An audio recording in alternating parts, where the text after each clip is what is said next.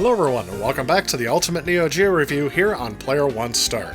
In today's video, we're finally going to take a look at the sports games, having covered almost every other game genre on the platform. Since sports games are often easily accessible to most players, because they either already know the rules or have a concept of how the game actually works before they even start playing, that may be why there's such a variety of titles to choose from in this genre. In this video, we're also going to take a look at the racing games released on the platform, and if you'd like to see the games I've already reviewed, as well as the intro to this series, please go back and take a look at my Ultimate Neo Geo Review playlist, available on my channel, and don't forget to click on that subscribe button and the bell icon to be notified when I make future posts in this series. That said, let's go ahead and dive in.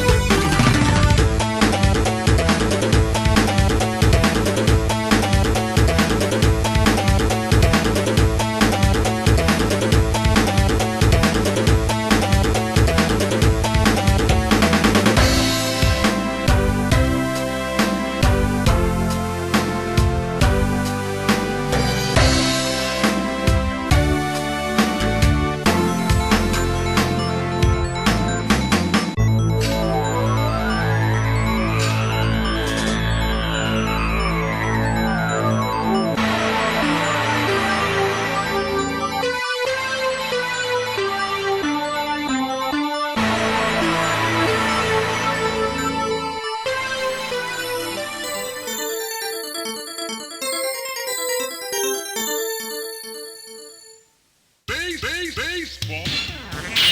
1 out. Baseball Stars 2.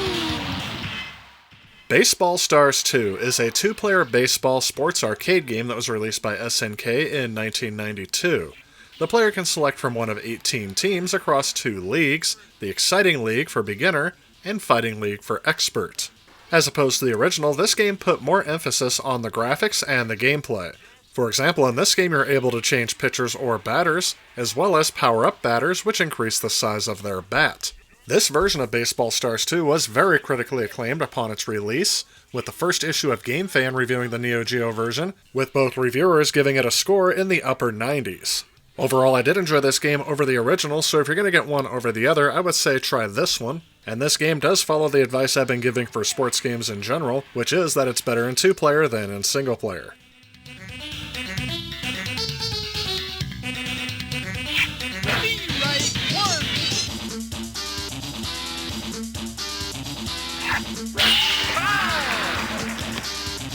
There's the pitch.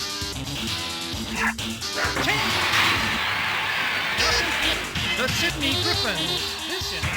Let's see what they do next time.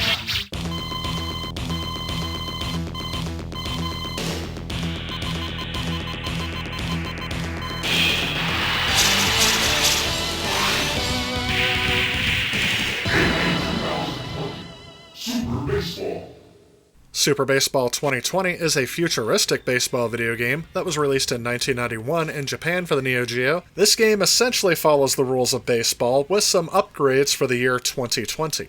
Some of the characters are robots, all the human characters are equipped with powerful armor, computer sensors, and jetpacks for improved offense and defense. I could walk through and tell you how the controls are in this game, but I really don't like it. I've seen review scores of this game all over the place though. Some give it close to a 2 to 3 out of 10, and others have given it a 6 to a 7 out of 10. So I think it does vary by play experience and just how into baseball you are, or just how into a futuristic alternative baseball you are. But in my opinion, this one is an easy game to skip.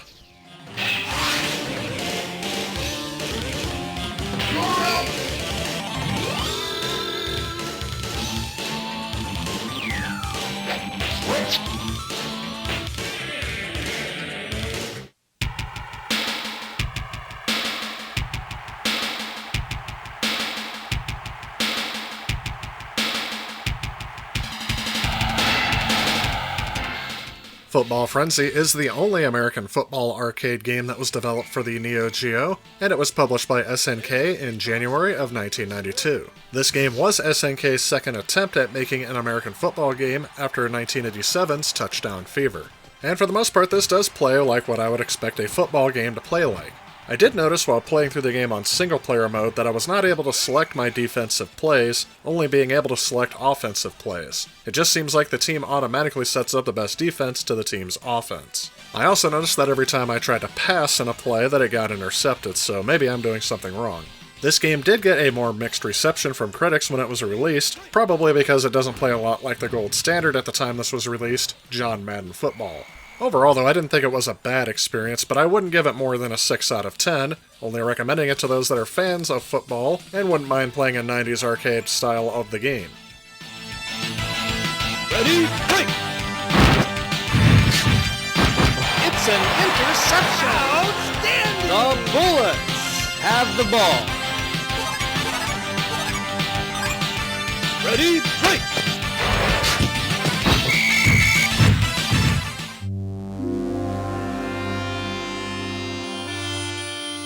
NASCAR.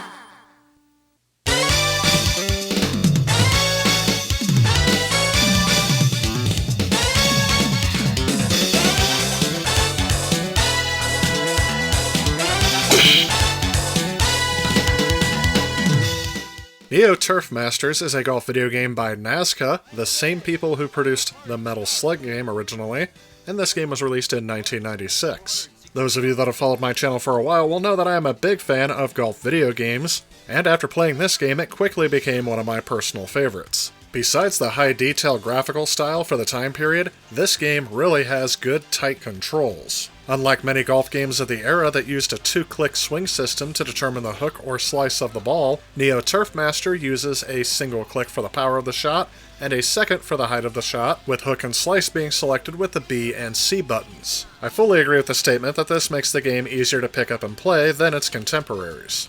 You get to pick your choice of golfer at the very beginning, each having their own different stats, and then it's off to the course. Despite the stunning visuals for the time, which I think do hold up quite well for an arcade golf game of the 1990s, it also has one of the best golf soundtracks I've ever heard, with many of them having catchy themes that don't really seem to get repetitive even though they play each hole of the golf course. It really gives it that fast-paced arcade feel without making the gameplay seem boring. It may be a bit early to say, but this game is a contender for the best sports game on the platform. It is that good in my opinion.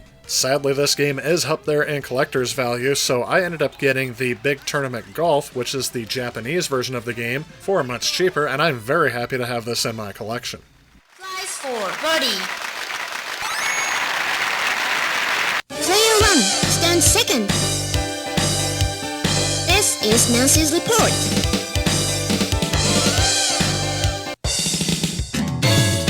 Hole number 2, 456 yards, par 4. Player 1 tee shot.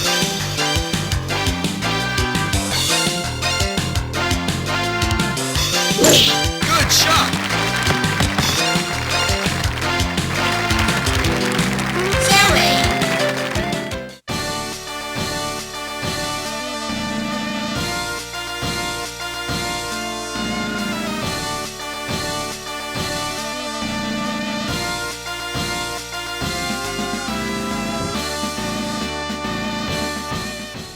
Stakes Winner is a horse racing arcade video game that was developed by Saurus and originally published by SNK in 1995 for the Neo Geo. In this game, you take control of any of the available horses, each with their own strengths and weaknesses, to compete against either AI opponents or other human players across multiple races. You can control your horse with the joystick to move up and down and side to side on the screen, while the action buttons are used, one controlling the reins for small accelerations that drains portions of the horse's stamina, and another for a whip for faster speeds. There are also power-ups on the track that you can collect to help improve your racing experience, and as long as you keep placing or winning races, you can continue, otherwise you have to keep pumping in more credits to keep going. Also, for players that wish to take the offensive against some of their opponents, 2 quick taps of the joystick in any direction allows the horse to push back an opponent in front of them. However, 2 quick taps on the opposite side reduces your speed.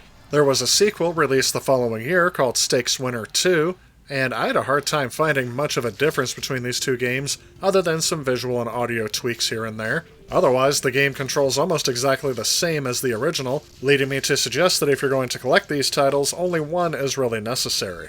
Both games, however, did receive around the same review scores from critics, with each one scoring about a 5 or a 6 out of 10, with mixed reviews. I would say that's about where I fall, except for I'm more or less around the 3 or 4 out of 10 because I have almost zero interest in horse racing, and I honestly didn't find myself having fun playing it at all. There's not really anything I found that was game-breaking, but nothing in this game drew my interest to it either.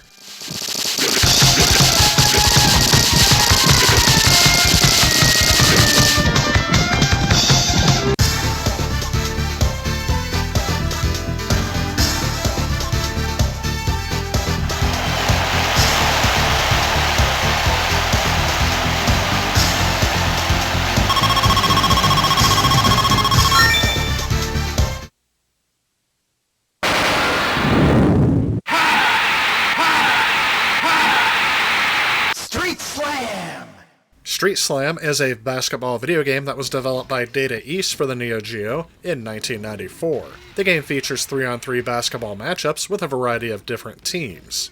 In the US version of the game, you can select a 3-player team from a selection of 10 cities within the United States. In the European and Japanese versions of the game, the cities are replaced with countries from around the world. Each team has a total of 18 points for several characteristics, including dunk points, 3-point shots, speed, and defense, each with a maximum of 8 points. Taking a look at this game, it feels to me like they were trying to make a game that could compete with NBA Jam, as there are several over-the-top moves you can make to dunk your shots. However, if I were to compare the two titles, this one for me definitely comes up short. Reviews of this game have been mixed to average since its release, with review scores averaging around 5 or 6 out of 10. If I were to recommend this to anyone, it would definitely be people who are fans of 90s arcade games, but there are better ones out there, available on different platforms, but as for the Neo Geo, this is the only basketball game I am aware of. More modern reviews of this game have actually been more kind to this game, so maybe it'd be worth a pickup on a modern system, but I wouldn't recommend it for everyone. Long bomb in the basket. Check it out, man, ain't no referee in this boy. Tip it off and you bump it. Cut in from the right. Kiss the rim.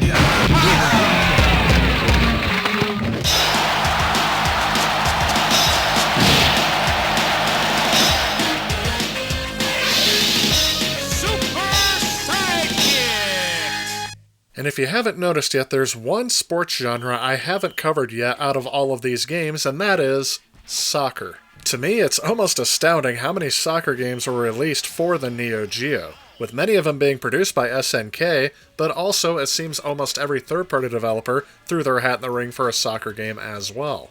I think the premier soccer franchise on this system has to be Super Sidekicks.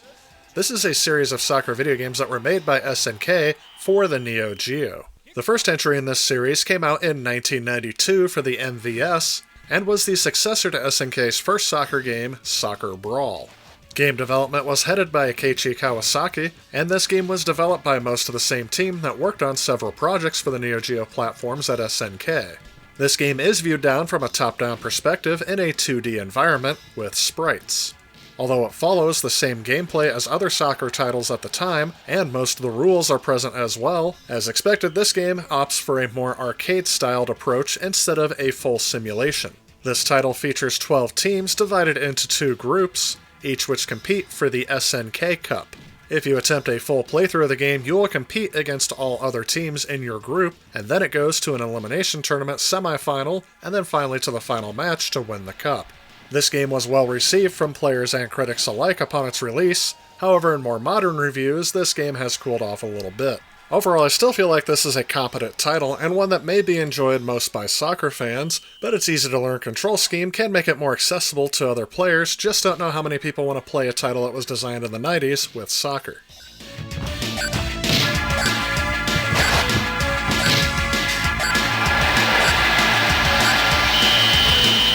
Throw-in.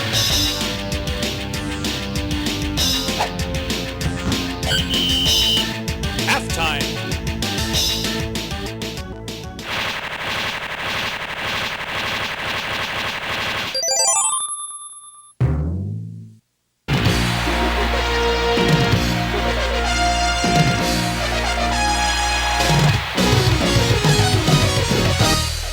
Super Sidekicks 2, the World Championship. Super Sidekicks 2, the World Championship, was released in 1994, and this game follows basically the same control scheme from the first game using a 3-button configuration for the controls, but in this game the perspective has changed just a little bit, looking like it's been tilted to the side to give you more of a 3D look, although everything is still being rendered in 2D. This game also corrected some of the design flaws in the first game, including the ability to switch the player's control during the game. The size of the goal has been made a bit smaller, and no more long shots can be taken, among a few gameplay improvements and additions. This game has 48 teams to choose from, each one divided into 6 geographical regions, and each team represents their country. As with the first game, you have to beat all of the teams in your region before facing off in the World Cup tournament. This game is one of the few sequels that I've seen that rank better than its original. It really does feel like they nailed down the gameplay here and made all the improvements necessary to make this a classic and iconic title. Review scores of this game average around 8 to 9 out of 10, and I've seen this game included in a lot of top Neo Geo games lists. I did enjoy this one better than the original, so I would definitely recommend this over the first one, as even though I have very little interest in soccer, this one did draw me in. Halftime.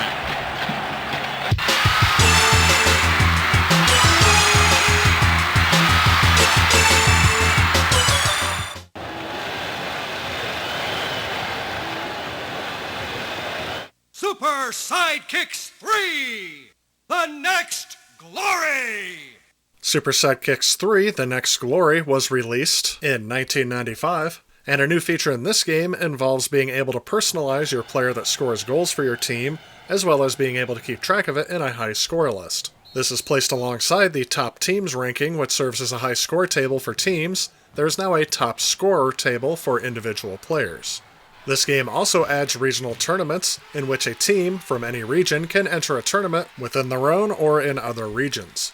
This game expands the number of selectable teams up to 64, and there are now 8 geographical regions to accommodate the new teams.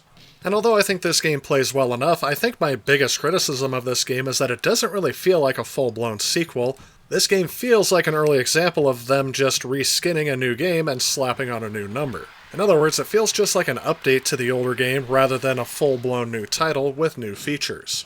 And because of that, I feel it's a bit strange that this game got an entire remake in 1998 called Neo Geo Cup 98, The Road to the Victory, which again to me only feels like a minor update. In fact, I really was hard pressed to see what differences were in this game.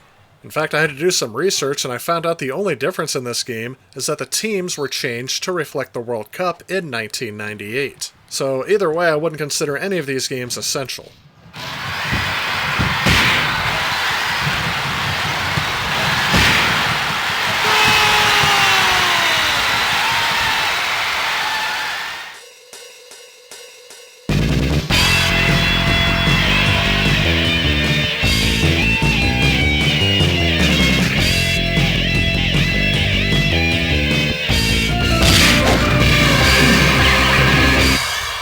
SNK Football Championship. The Ultimate 11 SNK Football Championship was released in 1998, and it is the fourth installment in the Super Sidekicks series. Again, it doesn't really feel like they've changed much here, with some of the differences being that even though you can still name your player, the individual scores are no longer kept. Regional tournaments have been eliminated and replaced with the alternate mode of SNK Football Championship.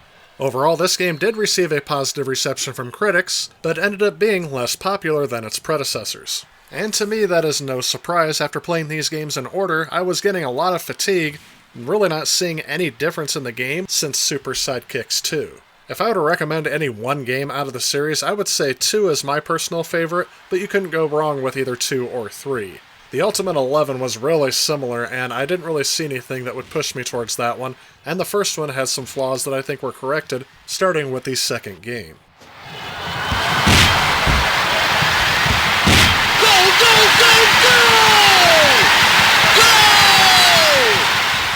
Next, we're going to go ahead and take a look at the racing games on this platform. We've already covered Riding Hero as it was a launch title with the system, so let's go ahead and take a look at the rest.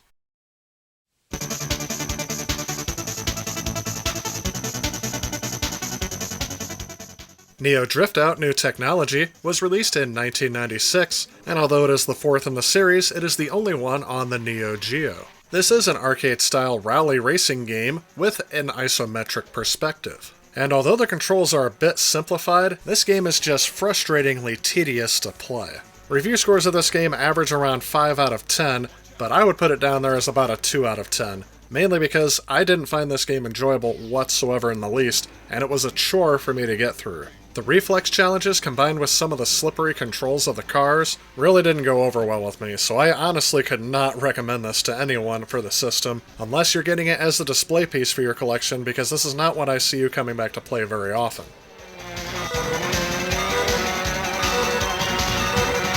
Great finish!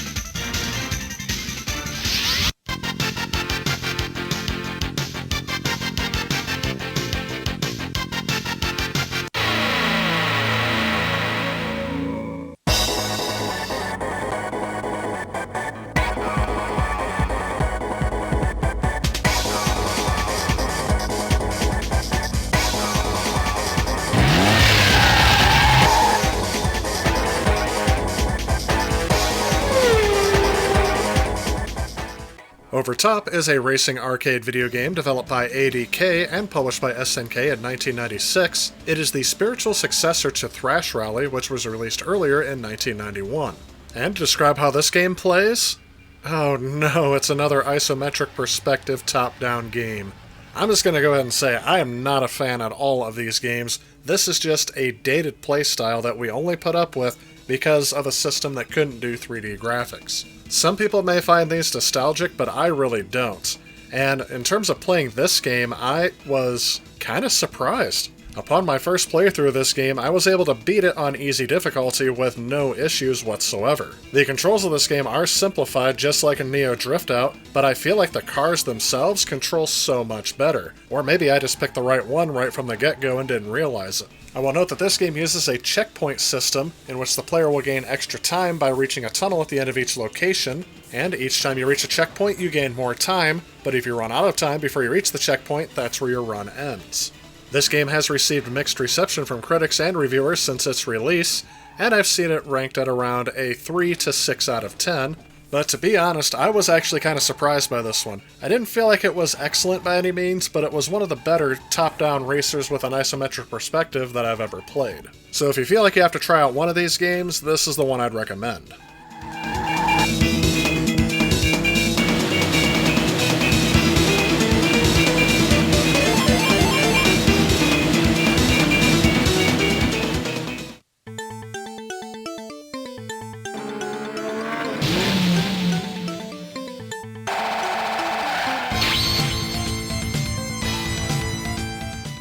And just to take a quick look at the original game, Thrash Rally, this is again from a top-down perspective, and it was released in 1991 for the Neo Geo, making it an early game title. And again, this game controls okay. I didn't find myself enjoying it as much as Over Top, but this game did receive better review scores upon its release. And I think that's because this style of game was more common back in the early 90s, so it was back when this kind of format was more acceptable. I think this is a decent and competent title, but again, not one that I really enjoyed, so I can't really recommend it. I've seen review scores average around 8 out of 10 for this, but I would definitely give it more of like a 4 or a 5 out of 10.